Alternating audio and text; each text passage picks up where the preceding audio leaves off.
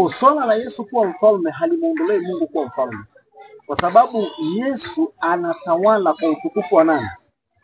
Kwa mujibu wa Wafilipi, kwamba angekuwa anatawala kwa utukufu wake mwenyewe, Baba angekuwa ameondolewa ufalme. Lakini maana yake ni kwamba ameamua kumfanya mwanae kuwa sawa na yeye, kwamba mnapomwangalia Yesu mwe kama mnaniona nani. Maana Yohana 14 anasema aliyeniona mimi amemwona nani. Sasa hapo nimekuelewa. Kwa hiyo sasa tunakuja sasa katika pointi ambayo zilikuwa zinaendelea hapo ulimwenguni. Enzi utukufu wa Bwana kudhihirika hapa. Sasa katika taifa la Israeli.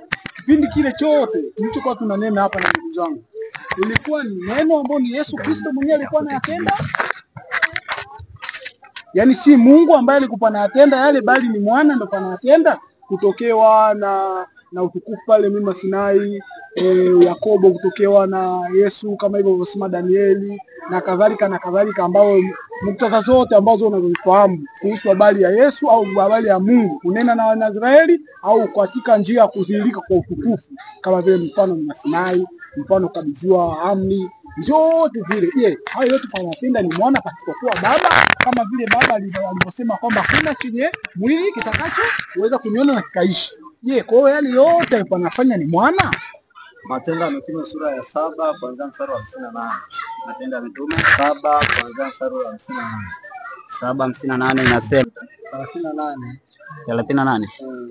Nataka tupate lile fungu la moja kwa moja kuhusiana kwamba aliyekuwa na Israeli alikuwa nani? Aliyekuwa anawaongoza Israeli alikuwa ni nani? 38 inasema yeye ndiye aliyekuwa katika kanisa jangwani pamoja na yule malaika. Tuangalie kile ambacho maandiko yanasema kwamba yeye ndiye. Unaposoma hiyo context anamueleza Kristo ambaye anafunuliwa kwa Wayahudi ambao sasa wanamkataa na wamemsulubisha na wamemkatalia mbali, na hivyo wanaendelea kuwakataa hata watumishi waliotumwa mbele yao. Sasa anawaonyesha kwamba huyo mnayemkataa, yeye ndiye aliyekuwa na kanisa wapi? Jangwani pamoja na yule malaika Aliyesema naye katika mlima wa Sinai. Tena pamoja na baba zetu. Ndiye aliyepokea maneno ya uzima katika Yesu. Kwa hiyo anawaonyesha kwamba Musa ambaye ni baba yenu, yeye alikuwa na nani? Na yule malaika, ambapo tulisoma kitabu cha Kutoka, Mungu akisema tazama na mtuma malaika wangu aende mbele yako, usimtie kisirani, kwa maana yeye hata wasamehe ninyi makosa yenu. Ulisha kusikia malaika anayesamehe mtu makosa? Jina lake liko ndani yake.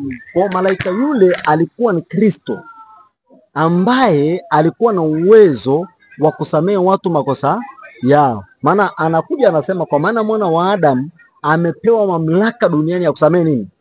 Dhambi. Pale walipomwambia unakufuru kwa kuwa umesema umesamehewa dhambi zako. Ni nani awezaye kusamehe dhambi isipokuwa huyu mmoja, ndiye nani? Mungu. Wakasahau kwamba kuna malaika wa uso wake ambaye jina lake lilikuwa limewekwa ndani yake, ambaye naye ana uwezo kama ule wa nani? Wa kufanya nini?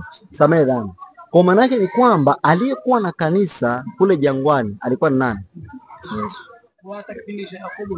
Yesu. Hata aliyemtokea Ibrahimu alikuwa ni Yesu. Walitokea watu wangapi? Watatu. Lakini Ibrahimu alimsujudia mtu huyu mmoja. Sasa huyo ndio ambaye tunapata shida sana. Nani jina lake? Unamwita nani? Ambao wanasema kwamba Ibrahimu alimsujudia, ambao pia Waislamu huwa sana wanasema kwamba hata Ibrahimu amemsujudia mwanadamu. Lakini huyo jina lake limemtoka, mzee Mashema anamjua. Au kama unaweza kumfahamu unaweza kumtajia.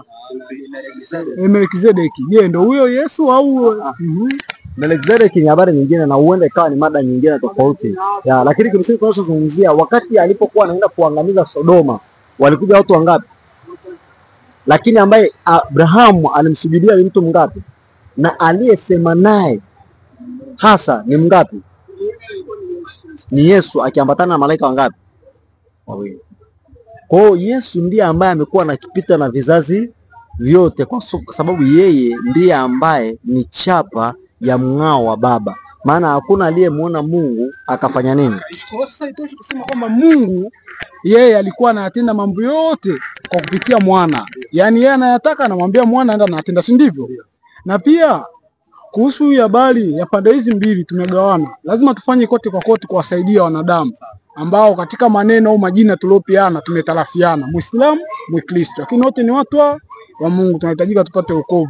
Kuhusu habari ya Lucifer, tupate jibu ambalo katika haya mada tulikuwa tunazungumzia. Lucifer alitupwa kwa sababu ya kukataa kumsujudia Yesu au kumsujudia mwana wa Adamu, yani binadamu au Adamu. Hii nasema mimi au nauliza hivi, hata mimi nilipokuwa ndani ya Uislamu nilikuwa napata pia changamoto hiyo kwa yale ambao sisi tulofundishwa kule. Je, Lucifer alitupwa kwa sababu au alilaaniwa kwa sababu alikataa kumsujudia Adam au Kristo? Maana hiyo hata ukienda kwenye bango moja posta pale wameandika katika Qur'ani fulani hivi. Sasa mimi nataka pia jibu kwako, nisaidie katika hilo. Ni wazi kabisa, kwanza katika Qur'an Lucifer wao wanaamini alikuwa ni jamii, wanazuoni wametalafiana kwamba wapo wanaoamini ni jamii ya malaika na wapo wanaoamini jamii ya majini, sivyo? Kwa hiyo kuna contradiction miongoni mwao, na hata hivyo basi inatosha kusema kwamba hata mimi, yani Mungu akaniambia mimi nikasujudie kiumbe ambacho mimi nina hadhi ya juu kuliko chenyewe, yani kiumbe cha kiroho kikamsujudie kiumbe cha mwili, ningekuwa ni kitu cha ajabu kwamba ati Lucifer alianguka kwa sababu alikataa kumsujudia Adamu. Mimi naona Lucifer angekuwa na akili nyingi sana. Alikuwa sahihi. Kwa huyo Mungu ndiye alikuwa amekosea. Yaani kama ni hivyo Lucifer alikuwa sahihi na Mungu alikuwa amekosea. Lakini kinyume chake maandiko yanatuambia maneno yafuatayo. Kitabu kile cha Ezekiel sura ya 28. Ezekiel sura ya 28. Ezekiel sura ya 28. Kama anzia mstari ule wa kwanza. Nasema, neno la Bwana likanijia tena na kusema, mwanadamu, mwambie mkuu wa Tiro, Bwana Mungu asema hivi, kwa kuwa moyo wako umeinuka, nawe umesema, mimi ni Mungu, nami nimeketi katika kiti cha Mungu kati ya bahari, lakini u mwanadamu wala si Mungu, ujapokuwa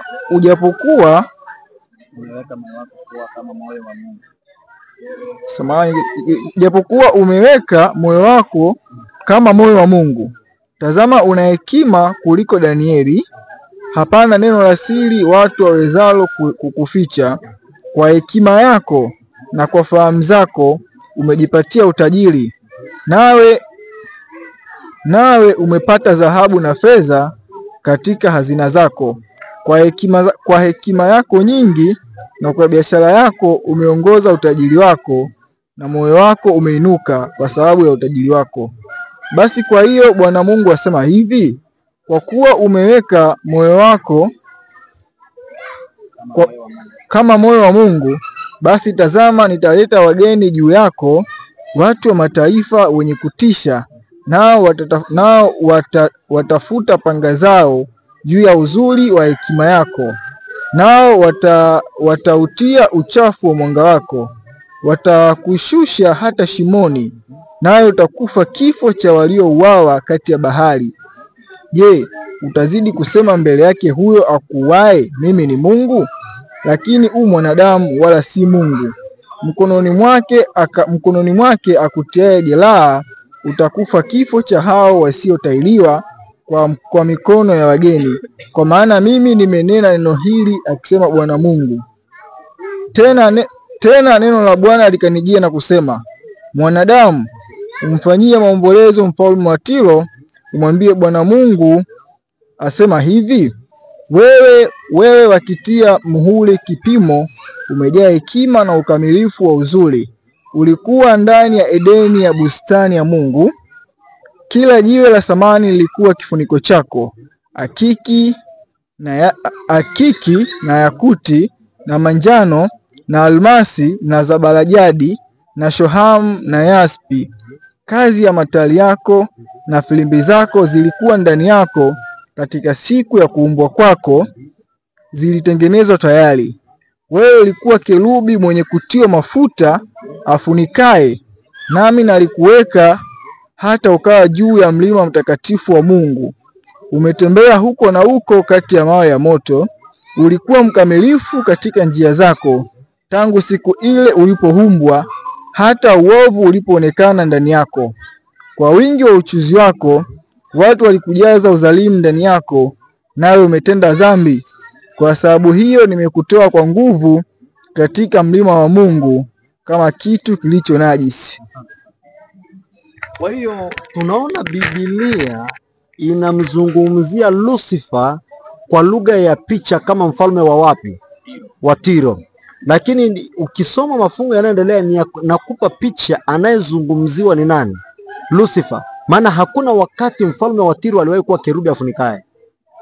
Kwa sifa zinazoelezwa hapo ni sifa za Lucifer, na tunaambiwa kosa lake alijifanya yeye kuwa sawa na nani? Na tumesoma Biblia aliye sawa na Mungu ni nani? Kwa hiyo inamaanisha aliingilia nafasi ya nani? Kwa badala ya Yesu akajiweka mahali pa nani? Kwa kosa lake ni yeye kujiweka na sehemu ya nafasi ya nani? Kwa maana yake kitendo cha kujiweka sehemu ya Yesu, alijifanya yeye sawa na nani? Sawa na Mungu mwenyewe. Kwa maana Yesu ndiye aliye sawa na nani? Ndiye aliyefanywa awe sawa na nani? Sawa na Mungu. Kwa hiyo kosa lake sio kumsujudia Adamu. Kama ndivyo angekuwa sahihi. Lakini kosa lake ni kukataa ibada ya Mungu na kujifanya yeye mwenyewe ni sawa na nani? Sawa na Mungu. Hilo ndio lilikuwa kosa lake. Naam. Tunaongea mengi kwa kama kuelewa hapo, shaelewa, bali tutaka na msaada wengine ambao tunakutana nao hata kwenda kuhubiri, tunakutana nao katika hali hiyo au changamoto hiyo, jinsi ya kupishana maneno ambayo hata kwenye maandiko hayapo, ila wao tuseme wamemezeshwa, kama hilo la Adam kuhusu habari ya ufalme wa mbinguni. Mungu ni mmoja kama wote tunavyoamini na hata wenyewe wanavyosema. Na pia Yesu Kristo kwao wanasema kwamba atakuja kupigana na nani, jadali sijui masijadali. Yesu atakupigana masijadali, lakini wanamkataa kuwa ni mwana wa Mungu. Umeona? Kwa hiyo kuna changamoto ya kutaka kuwaelewesha. Kwa kama uliposema kwamba habari ya Yesu na Lucifer, Lucifer alitaka kujiweka au alijiweka katika nafasi ya Yesu. Kwa hiyo wao kwa pande zote mbili huko wamekosea, wanahitajika pia msaada ambao wameandika pale kuhusu Lucifer amekataa kumsujudia Adamu, ndio maana akatupwa chini, si ndio hivyo kwao. Na pia kuhusu habari ya nani huyu Yesu Kristo kujiita mwana wa Adamu, pia na hiyo nayo ni changamoto, tuwekeni sawa katika hilo. Mwana wa Adamu, je, mwana wa Adamu yeye ni anajiita mwana wa binadamu au ni mwana wa Adamu, yani uzao wa Adamu? Yani hapo yatukeni sawa. Na pia inaita changamoto sana katika kwenda kuhubiri. Mwenda wewe unaenda na hubiri hivi na mimi nakijua nataka niseme hivi, kwa hiyo pale tunakoseshana. Biblia iko wazi katika kitabu kile cha waraka wa Mtume Paulo kwa Korinto sura ile ya 15. Waraka wa Mtume Paulo kwa Korinto sura ile ya 15. Yako maneno haya ambayo Biblia inasema, 15 mstari. Waraka wa Mtume Paulo kwa Korinto sura ya 15 kuanzia mstari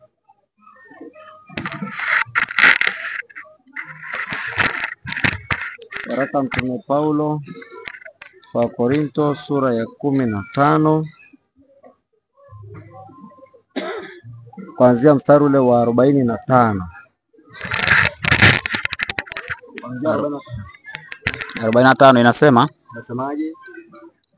Ndivyo ilivyoandikwa, mtu wa kwanza Adamu akawa nafsi iliyo hai, Adamu wa mwisho ni roho yenye kuisha. Lakini hautangulii ule wa roho, bali ule wa asili. Baadaye huja ule wa roho. 47. Ndio. Mtu wa kwanza atoka katika nchi, ni ni wa udongo, mtu wa pili atoka mbinguni. Mtu wa pili atoka mbinguni. Kama ilivyo yeye wa udongo, Kama ilivyo yeye wa udongo, ndivyo walivyo walio wa udongo. ndivyo walivyo wao wa udongo. Na kama alivyo yeye wa mbinguni, Na kama alivyo yeye wa mbinguni, ndivyo walivyo walio wa mbinguni. kama walivyo wao walio wa mbinguni. Na Ishia tu hapo. Sasa tangu anguko la mwanadamu aliyekuwa ameumba ambaye ni Adamu. Ukisema Adamu maana yake ni mtu. Kwa hiyo tangu kuanguka kwake, maana yake mwanadamu hakuwa tena na njia ya kuwasiliana na Mungu. Kwa hiyo ilibidi Mungu afanye kitu kingine cha tofauti. Achukue ile asili ya mbinguni ambaye ni ya roho, amtoe mwanaye. Yohana sura ya 3 mstari wa 16. 3:16. nasema, Ndio. Kwa maana jinsi hii Mungu aliupenda ulimwengu hata akamtoa mwanae wa pekee, ili kila mwaminie asipotee bali awe na uzima wa milele. Kwa baada ya Adamu kupoteza uzima wa milele ambao alikuwa amepewa kwanza, ilibidi Mungu amtoe mwanae mzaliwa pekee ili aweze kugeuka kuchukua asili ile ya anguko. Kwa sababu mwanadamu ameanguka ambaye ni Adamu, ikabidi Mungu amtoe mwanae. Ndio ile wa Filipi tuliyoisoma kwamba alichukua namna ya mwanadamu, alijifanya kwamba hana nini? Utukufu. Kwa alipoonekana mwenye umbile kama wala mwanadamu, alinyenyekea hata katika mauti, na mauti ya nini? Ya msalaba. Kwa hiyo inamaanisha kwamba katika mazingira hayo Kristo alichukua asili ya mwanadamu aliyeanguka ili aweze kuwakomboa wale walioanguka. Kwa anapoitwa mwana wa Adamu, maana yake ni mwana wa mtu. Inamaanisha kwamba anaenda kuwa mtoto wa Adamu kwa kufanyika, si katika asili yake, maana tumesoma asili yake ni ya mbinguni, lakini ili awakomboe walio wa duniani ikabidi naye ageuke, ikafanyika kama reincarnation, kwamba akatoka mbinguni katika asili ya roho, akaja akazaliwa katika asili ya mwili kupitia Mariamu. Ndipo anapozaliwa na Mariamu ndipo anapokuwa mwana wa mtu. Lakini kabla ya kuzaliwa na Mariamu, yeye ni mwana wa Mungu katika asili. Anapozaliwa na Mariamu anageuzwa, licha tu ya kuwa mwana wa Mungu, ule wana wa Mungu ukaunganishwa na wana wa ubinadamu ambao alizaliwa na Mariamu kama mwana wa Adamu.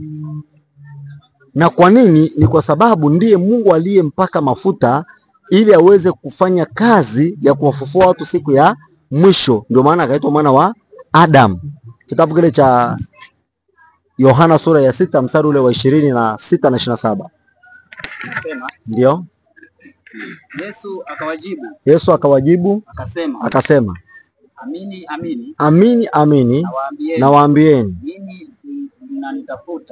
ninyi mnanitafuta si kwa sababu mliona ishara, bali kwa sababu mlikula ile mikate mkashiba. 27. Msikitendee kazi chakula chenye kuharibika, bali chakula kidumucho hata uzima wa milele, ambacho mwana wa mtu, mwana wa Adamu, atawapa. Kwa sababu gani? Kwa sababu huyo mwana wa mtu ndiye aliyetiwa muhuri na Baba, yaani Mungu. Ili basi ndio wakamwambia, fanyeje ili tupate kuzitenda kazi za Mungu? 29. Ndio. Yesu akajibu akamwambiaje? Akawaambiaje? Ndio kazi ya Mungu. Ndio. Muamini yeye aliyetumwa na yeye. Naam. Sasa kwa tunaona kwamba swala la wana wa Adamu ni ile asili aliyoichukua kwa kuzaliwa na Mariamu, ili aweze kuwapatia watu kile ambacho Mungu alihitaji ili kuwapatia ukombozi. Ndio maana anaitwa mwana wa Adamu. Lakini yeye ni mwana wa Mungu, si kwa kufanyika, ila kwa kurithi, kwa kuzaliwa kutoka kwa Mungu. Qur'ani inakosea pale inaposema wamekufuru. Katika sura moja inaitwa sura Al-Fatiha, anasema wamekufuru wale waliosema Mwenyezi Mungu amejifanyia mtoto. Laiti kama angalitaka kuwa na mwana, angalichukua kati aliyowaomba na kuwafanya kuwa mwana. Lakini kimsingi maandiko yanazungumza na tuambia katika kitabu cha Waebrania kwamba wewe ndiwe mwanangu, mimi leo nimekuzaa, tena wewe utakuwa kwangu mwana, nami nitakuwa kwako baba. Kwa hiyo Yesu ni mwana wa Mungu halisi kwa kuzaliwa na Mungu halisi, kama anavyosema nalitoka kwake tena ndani yake. Kwa hiyo ni mwana wa Mungu halisi, na kimsingi kwa kukanusha si mwana, maana yake ni kwamba ni kujiunga maandiko. Hilo ulipokuwa umetaka kukwamia ni yangu ni kustopisha hapo kuhusu habari ya Yesu mwana wa Mungu halisi ambaye amezaliwa na Mungu mwenyewe. Hapo kuna kukufuru pia, huwa kama tukiwa tumekwamia sana katika neno hilo na mtu ambaye asiyefahamu, ambaye anahitaji neno, lakini kwa kuwa ameshapokea yale mapokeo ndani ya familia au ndani ya dini au dhehebu, sasa kama kwa wenzetu Waislamu, huwa anakwamia hapo kuhusu neno, asema Mungu amezaa. Amezaa vipi? Sasa kama Mungu amezaa, huyo Yesu amepatikana vipi na Mungu? Je, Mungu ana mwanamke? Ndiyo, umemwelewesha yote, ila katika swali lake ambalo litamtatiza, yani kama mimi nachukulia mfano, mimi nilivyokuwa na wazaga, sasa hii dunia wanadamu wote zamani hatukuwepo, kwa dunia ilikuwa tupu. Sasa kuna sababu gani kama hii dunia inaendelea kuwepo hata sasa? Kuna sababu gani? Au mimi nimeletwa kwa sababu gani kipindi hicho, ile wakati nipo gizani? Yeye namshukuru Mungu, baada ya kujua maandiko na kutafuta roho, nimejua sababu ya mimi kuwepo. Sasa na pia mtu kama huyo ambaye ndio Yesu kama umevyoelezea vizuri yote hayo, je, Mungu kama Mungu Baba, huyo mtoto amempataje? Au tuishie kusema kwamba akili za Mungu hazichunguziki? Yaani huyo Yesu amepatikana vipi? Kama kwa mwili hivi wamekataa, wanapinga kuhusu habari ya Mungu kazaa kwa njia ya Mariamu, je, katika roho wataweza kweli kuikubali au kuipokea hilo neno ya kwamba Mungu au Yesu amezaliwa na Mungu na ndiye mwana wake asili? Sasa hapo jinsi ya kumweka mtu sawa katika hilo, kweli inawezekana katika akili za kibinadamu au tuachane nalo? Maandiko yako wazi, kitabu cha Yohana sura ya 17 na ule mstari wa 17, maandiko matakatifu yanatuambia yafuatayo. Yohana 17 na ule mstari wa 17 yako ambayo tunaambiwa yafuatayo. Yesu mwenyewe anatuambia maneno haya, watakase kwa ile kweli, neno lako ndio kweli. Hatuna sababu ya kufikiri ama kutafuta namna ya kuambia ama kuwaacha, lazima tuwaambie vile ilivyoandikwa, maana neno la Mungu ndio kweli. Kwa kama neno limesema amezaliwa, ni hakika kwamba amefanya nini? Tena anasema nalitoka kwake na ndani yake, kwa alizaliwa toka ndani ya Mungu. Inamaanisha nini? Ukisoma maandiko kitabu cha Yohana 1:18 katika King James Version inaeleza wazi kabisa kwamba Yohana 1:18 katika King James Version inasema no man has seen God at any time. Hakuna mtu aliyewahi kumuona Mungu wakati wote, ila mzaliwa pekee wa Mungu aliye katika kifua cha Baba, huyo ndiye aliyemdhihirisha. Sasa maana yake ni kwamba Yesu alitolewa ama alitoka kutoka katika kifua cha Baba, ndicho maandiko yanatuambia. Namna tunaposema kuzaa ni kutoka ndani ya. Kwa mfano ukisoma Mwanzo 1:24, Mungu anasema ardhi izae kwa namna yake. Kwa hiyo inavyozaa ardhi na mwanadamu ni tofauti. Kwa hiyo alivyotoa mjori hapa kwamba Yesu alikuwa ndani ya Baba. Sawa. Basi tuweze kushukuru kwa namna ambavyo tunaweza kuwa na mjadala huu mfupi ambao umekuwa tukiongozwa kwa masuala mbalimbali. Tutaendelea kuwa na mijadala mbalimbali ya kimaandiko na tutaangalia maandiko kwa masomo mbalimbali ambayo Mungu anaendelea kutufunulia, ili tuweze kuangalia namna gani tunaweza tukaukaribia ule ufalme ambao uko mbele yetu na kufunga historia ya mwisho ya dunia, ambayo hivi karibuni tunaenda kufunga historia ya mwisho ya dunia hii, na kila kitu kitakuwa kimewekwa mahali pake na dunia itakuwa imeondolewa hivi karibuni. Kwa kadiri ambavyo maandiko yanatueleza, muda sio mrefu tutafunga historia ya mwisho. Hivyo tumshukuru Mungu kwa neema yake, kwa jinsi alivyotujalia kujadili, na tuendelee kuwa karibu kwa ajili ya kufuatilia mfululizo wa masomo ambayo tunaendelea kujadili na kuangalia kila ambacho maandiko matakatifu yanatuambia. Mungu aweze kutubariki sana.